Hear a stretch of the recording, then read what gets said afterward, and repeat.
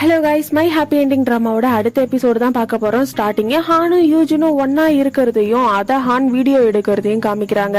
அப்படியே கட் பண்ணி சோஜின் வீட்டுல கேமரா மறைச்சு வச்சிருக்கா இல்லையா, அதுல வீட்டுல நடக்கிறத பாத்துக்கிட்டு இருக்கா. ஹானும் குழந்தையும் விளையாடிக்கிட்டு இருக்காங்க. அதை பாத்துக்கிட்டு இருக்கும் போதே ஹான் முன்னாடி வந்து நிக்கிறாரு. அதை பார்த்த உடனே சோஜின் பயந்துடுறா. அப்ப வீட்டுல பாப்பா கூட இருக்கிறது யாரு அப்படின்ட்டு அங்க இருந்து நிறைய கார் கிட்ட ஓடி வரா. ஹானும் பின்னாடியே வந்துடுறாரு. நான் டிரைவ் பண்றேன் அப்படின்ட்டு அங்க இருந்து சோஜினை கார்ல கூப்பிட்டுக்கிட்டு வராரு. வரும்போது சோஜின் மெய்டு இருப்பாங்க இல்லையா, அவங்களுக்கு கால் பண்ணி உடனே வீட்டுக்கு போங்கன்னு சொல்லிடுறா. அவ நேரம் வீட்டுக்கு வந்து ஆரின் பாப்பாவை பாக்குறா. அவ தூங்கிக்கிட்டு இருக்கா. மெய்டு கிட்ட வந்துட்டு நீங்க வரும்போது இங்க யாராவது இருந்தாங்களான்ட்டு கேட்க, மெய்டு அதை கேட்டுட்டு இல்ல ஆரின் பாப்பா மட்டும்தான் இருந்தா, அவளுக்கு தூக்கம் வருதுன்னு சொன்னா, நான் தான் தூங்க வச்சேன்ட்டு சொல்லிட்டு அங்க இருந்து போயிடுறாங்க. ஹானுக்கு ஒண்ணுமே புரியல, என்னதான் நடக்குது, எதுக்காக நீ ஓடி வந்தன்ட்டு கேட்க, இதுக்கு மேல சோஜினால கண்ட்ரோல் பண்ண முடியல. ஹான் கிட்ட உனக்கு ஒரு அண்ணா இருந்தா இல்லையா, அவன் எங்க போனா, அவன் கிட்ட இன்னும் நீ பேசிக்கிட்டு தான் இருக்கியா, அவன் எங்க இருக்கான்னு உனக்கு தெரியுமான்ட்டு கேட்க, ஹான் அதை கேட்டுட்டு எதுக்காக சடனா அவனை பத்தி கேக்குற, எனக்கு 13 வயசு இருக்கும்போது என்னோட அப்பா அம்மா 2 பேரும் டிவோர்ஸ் பண்ணிட்டாங்க, அப்பதான் நான் அவனை கடைசியா பார்த்தேன், அதுக்கப்புறம் அவன் எங்க போனா என்ன ஆனானே எனக்கு தெரியாது, அதோட அவன் இப்ப என்னோட குடும்பமும் கிடையாது, என்னோட குடும்பம் நீயும் ஆரின் பாப்பாவும் மட்டும்தான்ட்டு சொல்ல, நம்ம சோஜின் அதை கேட்டுட்டு நீ இப்ப சொன்ன வார்த்தையே நல்லா ஞாபகம் வச்சுக்கோ, மறந்துடாதன்ட்டு சொல்லிக்கிட்டு இருக்கா. அப்படியே யூஜினை காமிக்கிறாங்க. ஆரின் பாப்பா ஒரு கிண்டர் கார்டன் போறா இல்லையா, அதுக்கு பக்கத்திலே இருக்க ஒரு ரெஸ்டாரண்ட்ல உட்காந்துக்கிட்டு ஆரின் பாப்பாவை வரைஞ்சுக்கிட்டு இருக்கா. அங்க வேலை செய்யறவங்க அதை பார்த்துட்டு நீங்க ரொம்ப அழகா வரையறீங்க, இந்த குழந்தை யாருன்ட்டு கேட்க, யூஜின் அவளோட குழந்தைன்ட்டு சொல்றா. அதுக்கப்புறம் டிடெக்டிவ் நாம் சோஜினுக்கு கால் பண்ணி ஆனோட அண்ணன் இருக்கிற அட்ரஸ் கிடைச்சிடுச்சுட்டு ஒரு அட்ரஸ் அனுப்ப, சோஜின் நேரம் அந்த அட்ரஸ்க்கு கிளம்புறா. அதுக்கப்புறம் இந்த தேகோ இருக்கான் இல்லையா, அவன் அந்த ஹேக்கர் பாய் கூட சேர்ந்துக்கிட்டு போக்கோட நம்பர்ல இருந்து யாருக்கெல்லாம் அதிகமா கால் போயிருக்குன்னு செக் பண்றாங்க. ஒரு நம்பருக்கு மட்டும் நிறைய முறை கால் போயிருக்கு, அது யாரோடதுன்ட்டு செக் பண்ணும்போது ஆனோட அண்ணன் பேர் தான் அதுல காமிக்குது. என்னடா இது ஒரே குழப்பமா இருக்குன்ட்டு அவங்க பாத்துக்கிட்டு இருக்க, சோஜின் அந்த அட்ரஸ தேடி கண்டுபிடிச்சு போயிடுறா. அந்த இடத்துல யாருமே இல்ல, ஒரு லேடி அந்த இடத்துக்கு வராங்க. சோஜின் அவங்க கிட்ட ஹானோட போட்டோவை காமிச்சு கேட்க, அந்த லேடி அதை பார்த்துட்டு ஆமா இந்த பையன் இவ்வளவு நாள் இங்க தான் இருந்தாங்க, கொஞ்ச நாளுக்கு முன்னாடி உடம்பு சரியில்லை அப்படின்ட்டு இங்க இருந்து போயிட்டாங்க, அதுக்கப்புறம் வரவே இல்லைன்னு சொல்லிடுறாங்க. நம்ம சோஜின் அதை பத்தி நினைச்சுக்கிட்டே நின்னுகிட்டு இருக்கும்போது ஆரின் பாப்பா கிட்ட இருந்து கால் வருது. அட்டன் பண்ணா அவ அழுதுகிட்டு இருக்கா, அம்மா எனக்கு உடம்பு சரியில்லை அப்படின்னுட்டு. சோஜின் அடிச்சு புடிச்சு அங்க இருந்து வீட்டுக்கு போறா. வீட்டுக்கு போனா முன்னாடியே இந்த ஹான் தான் நின்னுகிட்டு இருக்காரு. சோஜின் கிட்ட பாப்பாவுக்கு உடம்பெல்லாம் சரியில்லாம இல்ல, அவ நல்லா தான் இருக்கா, நீ நானும் கொஞ்சம் நல்லா வித்தியாசமா நடந்துக்கிறத அவ கவனிச்சிருக்கா, அதனாலதான் அப்படி பண்ணிருக்கா, இப்ப கூட அவன் தூங்குற மாதிரி நடிச்சுக்கிட்டு இருக்கா அப்படின்ட்டு அவர் அங்க இருந்து கிளம்பிடுறாரு. நம்ம சோஜினும் போயிட்டு பாப்பா கூட பேசிக்கிட்டு அப்படியே கூடவே படுத்து தூங்கிடுறா. அதுக்கப்புறம் போக்குக்கு ஆக்சிடென்ட் ஆச்சு இல்லையா, அந்த விஷயம் இப்பதான் செக்ரட்டரி கிம்முக்கு தெரிய வருது. 2 பேரும் டேட் பண்ணி இருந்தாங்க இல்லையா, அதனால ரொம்பவே ஃபீல் பண்றா. அழுதுகிட்டே சோஜினுக்கு கால் பண்ணி நடந்ததை சொல்லிடுறா. சோஜின் நேரா தேகோவை பாக்குறதுக்கு வந்திருக்கா. ரொம்பவே கோவமா இருக்கா. எதுக்காக என்கிட்ட இருந்து எல்லாத்தையும் மறைச்சேன்ட்டு கேட்க, தேகோ அதை கேட்டுட்டு தெரிஞ்சு மட்டும் என்ன பண்ண போற, போலீஸ்ல போய் கம்ப்ளைண்ட் கொடுக்க போறியா, நீ அதெல்லாம் பண்ண மாட்ட, எல்லாத்தையும் இதோட மறந்துரு, இதுக்கப்புறம் இதை பத்தி பேசாதன்னு தான் சொல்லுவேன், உங்ககிட்ட சொல்லி என்ன பண்றது அப்படின்ட்டு கொஞ்சம் கோவமா பேசிட்டு அவளை கொல்ல ட்ரை பண்ணது போக்குங்கிறதையும் அது அவனா பண்ணல, யாரோ ஒருத்தவங்க சொல்லிதான் அதை பண்ணிருக்கான்றதையும், அவனோட மொபைலுக்கு ஒரு நம்பர்ல இருந்து நிறைய கால் வந்திருக்கு, அந்த நம்பர் ஹானோட அண்ணனோடதுங்கிறதையும் சொல்லிடுறான். சோஜின் அதை பத்தி எல்லாம் யோசிச்சுக்கிட்டே நேரம் ஒரு ரெஸ்டாரண்ட்டுக்கு போயிட்டு காஃபி ஆர்டர் பண்றா. அவ ரீசெண்டா எந்த ஒரு டேப்லெட்டையும் எடுத்துக்காததுனால அவளால சுத்தமா கண்ட்ரோல் பண்ணவே முடியல, நடந்த எல்லாமே மண்டைக்குள்ள ஓடிக்கிட்டு இருக்கு. அப்ப அவ கைக்கு காஃபியும் வந்துடுது, ஆனா தெரியாம கீழே போட்டுறா. அது கிளாஸ்ங்கிறதுனால அங்கேயே உடஞ்சி செதறிடுது. சோஜின் என்ன பண்றா, அதை கையில எடுத்து வச்சுக்கிட்டு அப்படியே கையை அழுத்துறா. அவ கையில இருந்து ரத்தமா வருது. அங்க வேலை செய்யற பொண்ணு அதை பார்த்துட்டு பயந்துடுறா. அப்படியே சோஜின் ஒரு பிளாஷ்பேக்க நினைச்சு பாக்குறா. அவளுக்கு மென்டலி ப்ராப்ளம் இருக்குன்றதுனால அவளோட அப்பா வந்துட்டு டாக்டர் கிட்ட கூப்பிட்டுக்கிட்டு போயிருந்திருப்பாரு இல்லையா, அப்ப அங்க இருந்து வரும்போது சோஜின் கூட படிக்கிற ஒரு பொண்ணு அதை பார்த்துட்டு இருப்பா. ஸ்கூல்ல போயிட்டு எல்லாருக்கிட்டையும் அதை சொல்லி இருந்திருப்பா. சோஜின் பாத்ரூம்ல உட்காந்துக்கிட்டு அவளோட கைய அவளே கிழிச்சுக்கிட்டு அவளோட ட்ரெஸ்லாம் ரத்தமா இருந்திருக்கும், அதோட வெளியே வந்திருப்பா. அந்த இடத்துலதான் யூஜினை மீட் பண்ணிருப்பா. யூஜின் சோஜினை பார்த்துட்டு என் கூட வா அப்படின்ட்டு கூட்டு போயிட்டு அவளோட ட்ரெஸ்ஸை கொடுத்து இருந்திருப்பா. அந்த இடத்துல நிறைய பெயிண்டிங் இருந்திருக்கும், அது எல்லாத்தையுமே சோஜின் பார்த்துட்டு இது எல்லாத்தையும் நீ தான் வரைஞ்சியா, இதெல்லாம் ரொம்பவே நல்லா இருக்குன்ட்டு சொல்லிட்டு இருந்திருப்பா. அப்ப யூஜின் சோஜினோட கைய பாத்திருப்பா. ஆனா சோஜின் டக்குன்னு அதை மறைக்க ட்ரை பண்ணிருப்பா. அதை யூஜின் பார்த்துட்டு எதுக்காக நீ அதெல்லாம் மறைச்சுக்கிட்டு இருக்க அப்படின்ட்டு அவளோட காலை காமிக்கிறா. கால் முழுக்க காயமா இருக்கு.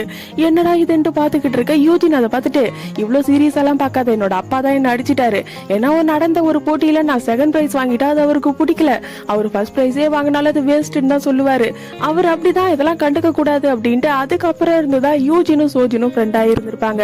இதெல்லாம் நினைச்சு பார்த்துட்டு நேரா டாக்டரை பாக்குறதுக்காக போயிருக்கா. டாக்டர் கிட்ட போயிட்டு எல்லாத்தையும் புலம்பிக்கிட்டு இருக்கா. அதுக்கப்புறம் டிடெக்டிவ் நாம காமிக்கிறாங்க. ஹானோட அண்ணனை பத்தி விசாரிச்சுட்டு சோஜினுக்கு கால் பண்ணி ஹானோட அண்ணனுக்கு லங் லங் டிசீஸ் இருந்திருக்கு. அதனால ட்ரீட்மெண்ட் எடுத்துக்கிட்டு இருந்திருக்கான். ஆனா பாதியிலே ஹாஸ்பிட்டலை விட்டு போயிட்டு இருக்கான். அதுக்கப்புறம் எங்க போனான்னு தெரியலன்ட்டு சொல்ல சோஜின் அதை கேட்டுட்டு பக்கத்துல இருக்க நர்சிங் ஹோம் எல்லாம் போயிட்டு விசாரிங்கன்ட்டு சொல்றா. நாமும் சரின்ட்டு போனை வச்சிடுறாரு. இங்க டிடெக்டிவ் நாம் பேசிக்கிட்டு இருக்கிறத கார்ல உட்காந்துக்கிட்டு ஹான் பாத்துக்கிட்டு இருக்காரு.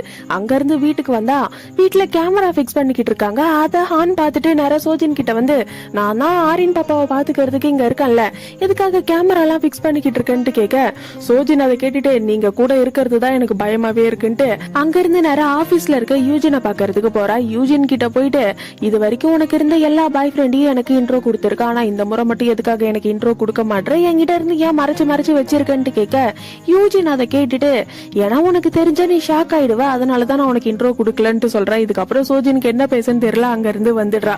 அதுக்கப்புறம் தேஹோவை காமிக்கிறாங்க. ஹானை பாக்குறதுக்காக போயிருக்கான். ஹான் கிட்ட போயிட்டு இந்த போக்கு பில்டிங் மேல இருந்து கீழே விழுந்துட்டான் இல்லையா, அந்த விஷயத்த சொல்ல ஹானுக்கு அதை கேட்ட உடனே ஷாக் ஆகுது. அப்படியே ஒரு பிளாஷ்பேக்கும் நினைச்சு பாக்குறாரு. இந்த போக் இருக்கான் இல்லையா, அவன் ஒரு முறை ஹானுக்கு கால் பண்ணி உங்களோட ஒய்ஃபை பத்தி உங்ககிட்ட நான் கொஞ்சம் பேசணும்னு சொல்லி இருந்திருப்பான். அதை பத்தி பேசுறதுக்காக தான் மறுபடியும் ஹான் கால் பண்ணி என்ன ஆச்சுன்னு கேட்டு இருந்திருப்பாரு. அப்ப ஆப்போசிட்ல தேஹோ வந்துட்டு போனை அட்டன் பண்ணி இருந்திருப்பான்.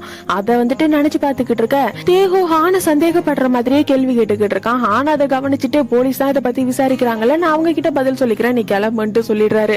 அப்படியே ஆபீஸ்ல இருக்க சோஜினை காமிக்கிறாங்க. சோஜினோட கார் ஆக்சிடென்ட் ஆயிருக்கும் இல்லையா, எப்படி பிரேக் கட் ஆச்சுங்கிறத தெரிஞ்சுக்கிறதுக்காக ஆளுங்களை போயிட்டு செக் பண்ண சொல்லி இருந்திருப்பா. அதை செக் பண்ணிட்டு வந்துட்டு செக்ரட்டரி கிம் சோஜின் கிட்ட அந்த பிரேக் ஒயர் தானதான் கட் ஆயிருக்கு, யாரும் கட் பண்ண மாதிரி தெரியலன்னு சொல்லிட்டாங்கன்னு சொல்றா. அதோட ஒரு டிவி ப்ரோக்ராம் ஒண்ணு நடக்க போகுது. அதுல சோஜின், ஹான், ஆரின் பாப்பா 3 பேரும் ஒன்னா சேர்ந்து நடிக்கணும், அதுக்கான பேப்பர்ஸ் அப்படின்ட்டு அங்க வச்சுட்டு அவ அங்க இருந்து கிளம்பிடுறா. நம்ம சோஜினும் அந்த பேப்பர்ஸ பார்த்துட்டு அங்க இருந்து வீட்டுக்கு போறா. வீட்டுக்கு போனா ஹானும் ஆரின் பாப்பாவும் விளையாடிக்கிட்டு இருக்காங்க. சோஜினுக்கு என்ன பண்றதுன்னே தெரியல. நடந்த எல்லாத்தையுமே நினைச்சு பாத்துக்கிட்டு இருக்க தேஹோவும் ஹான் கூட பேசியிருப்பான் இல்லையா, அதை பத்தி நினைச்சுக்கிட்டு இருக்கான். இன்னொரு பக்கம் இந்த ஹான் இருக்காரு இல்லையா, அவரு 7 வருஷத்துக்கு முன்னாடி சோஜினோட கம்பெனில ஒரு பெரிய ப்ரோக்ராம் ஒண்ணு நடந்திருக்கும். அந்த வீடியோவை எடுத்து வச்சு பாத்துக்கிட்டு இருக்காரு. அப்படியே சேர்மனை காமிக்கிறாங்க. சேர்மன் கிட்ட சோஜின் கூட ஒர்க் பண்ற ஒரு ஆளு போயிட்டு, இப்பெல்லாம் சோஜின் சரியா வேலைக்கே வர்றது கிடையாது, அப்பப்போ லீவ் எடுத்துக்கிறா, சரியா வேலை செய்ய மாட்டா, அதனால நல்லா வேலை செய்யற ஒருத்தவங்களை இந்த இடத்துல போடலாம்ல அப்படின்ட்டு சொல்லிக்கிட்டு இருக்க சேர்மன் அதை காதலே வாங்கல. இத பத்தி எல்லாம் பேச தேவையில்ல, நீங்க இங்க இருந்து கிளம்புங்க அப்படின்ட்டு அந்த ஆளு அங்க இருந்து அனுப்பி விட்டுறாங்க. அப்படியே சோஜினோட வீட்டுல காமிக்கிறாங்க. ஒரு டிவி ப்ரோக்ராம்காக ஷூட் எடுக்கணும்னு சொல்லியிருந்தாங்க இல்லையா, அதுக்கான ஷூட்டிங்கை எடுக்கிறாங்க. ஷூட்லாம் எடுத்து முடிச்சதுக்கு அப்புறம் சோஜின் அங்க இருந்து வேலைக்கு கிளம்பி போயிடுறா.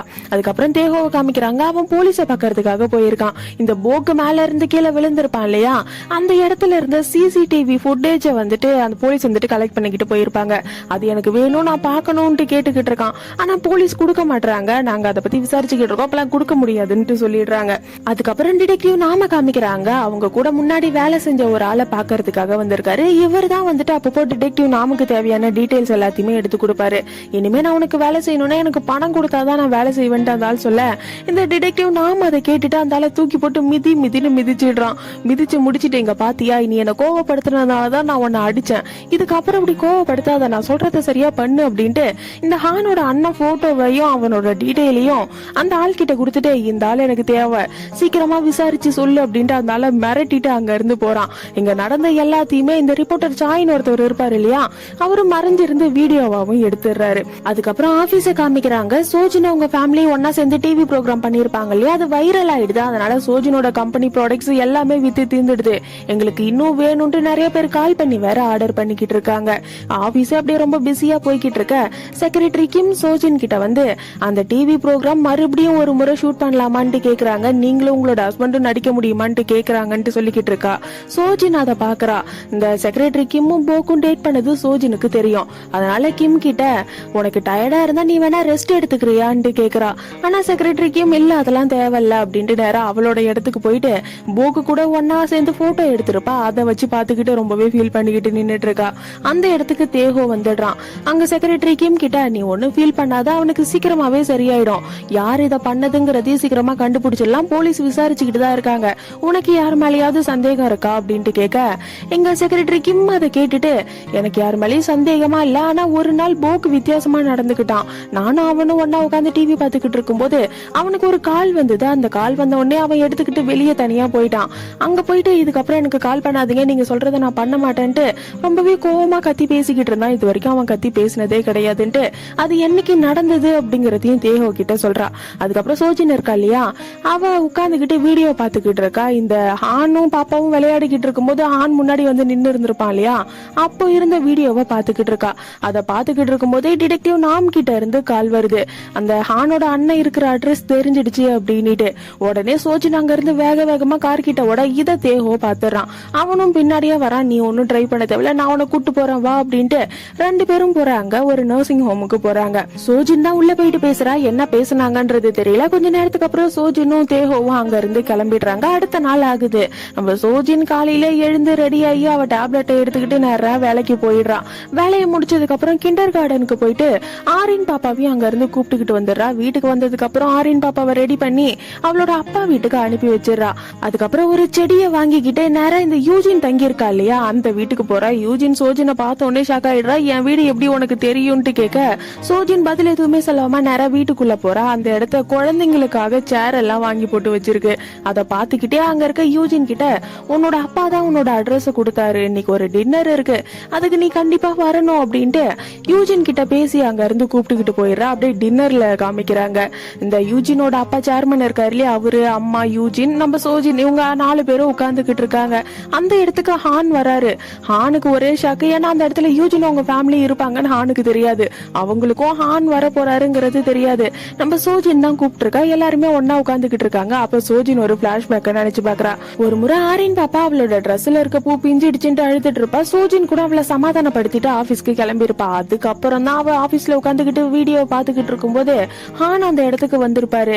அதுக்கப்புறம் மறுபடியும் சோஜின் அந்த வீடியோவை செக் பண்ணி பார்க்கும்போது அந்த ஆரின் பாப்பாவோட ட்ரெஸ்ல இருந்த பூ நல்லா இருக்கு, அது வந்துட்டு பிஞ்சு போகல. அப்போ அது எடிட் பண்ணி இருந்த வீடியோ என்னை ஏமாத்துறதுக்காக தான் வந்துட்டு ஹான் இதை பண்ணியிருக்காரு அப்படிங்கறத சோஜின் புரிஞ்சுக்கிட்டு இருந்திருப்பா. அதோட அந்த நர்சிங் ஹோம்ல போயிட்டு விசாரிச்சிருப்பா இல்லையா, அங்க போயிட்டு விசாரிக்கும் போது ஹானோட அண்ணன் உடம்பு சரியில்லாம இருந்தாரு. அவரு 1 வருஷத்துக்கு முன்னாடியே இறந்துட்டாரு. ஹான் தான் அந்த இடத்துக்கு வந்து ஃபியூனரல் எல்லாமே பண்ணாங்க அப்படின்றத சொல்லியிருப்பாங்க. சோஜினுக்கு இருந்த குழப்பம் எல்லாமே தெளிவாயிடுச்சு. இதுக்கப்புறமா இவங்களை விடக்கூடாதுங்கிறதுக்காக தான் இந்த டின்னரையே அரேஞ்ச் பண்ணி இருந்திருப்பா. எல்லாரும் பேசிக்கிட்டே சாப்பிட்டுக்கிட்டு இருக்கும் போது சேர்மன் ஹானை பார்த்துட்டு ஹான் மாதிரி ஒரு பையன் என்னோட பொண்ணு யூஜினுக்கு கிடைச்சா நல்லா இருக்கும்னு சொல்ல சோஜின் அதை கேட்டுட்டு ஆல்ரெடி யூஜின் தான் பாத்துக்கிட்டு இருக்காளேன்ட்டு சொல்றாங்க. அதை கேட்டோடனே அங்க இருக்க எல்லாரும் ஷாக் ஆயிடுறாங்க. சோஜின் அதை கவனிச்சுட்டு இல்ல ஹான் மாதிரியே ஒரு பையனை வந்துட்டு யூஜின் டேட் பண்ணிக்கிட்டு இருக்காருதா சொன்னா, ஏன் உங்ககிட்ட எதுவும் சொல்லலையா அப்படின்ட்டு கேட்க யூஜினுக்கு செம்ம டென்ஷன் ஆகுது. அங்க இருக்க சேர்மனையும் அவங்க அம்மாவையும் பார்த்துட்டு இல்ல நாங்க ஜஸ்ட் இப்ப டேட் தான் பண்ணிக்கிட்டு இருக்கோம், வேற ஒண்ணும் இல்லன்ட்டு சொல்லி சமாளிக்க பாக்குறா. ஆனா சேர்மன் அந்த பையனை பாக்கணும், கூப்பிட்டுக்கிட்டு வந்து இன்ட்ரோ கொடுன்னு சொல்லிடுறாரு. டின்னர் முடிஞ்சிட்டு யூஜின் செம்ம காண்டுல வீட்டுக்கு போறா. சோஜின் ஒரு செடி வாங்கிட்டு போயிட்டு யூஜின் கிட்ட கொடுத்து இருந்திருப்பா. அதை தூக்கி போட்டு உடச்சிக்கிட்டு இருக்கா கடுப்புல. அதுக்கப்புறம் இங்க சோஜினோட வீட்டுல காமிக்கிறாங்க. சோஜினும் ஹானும் வீட்டுக்கு வந்துடுறாங்க. ஆனா ஹானுக்கு கால் வந்துகிட்டே இருக்கு.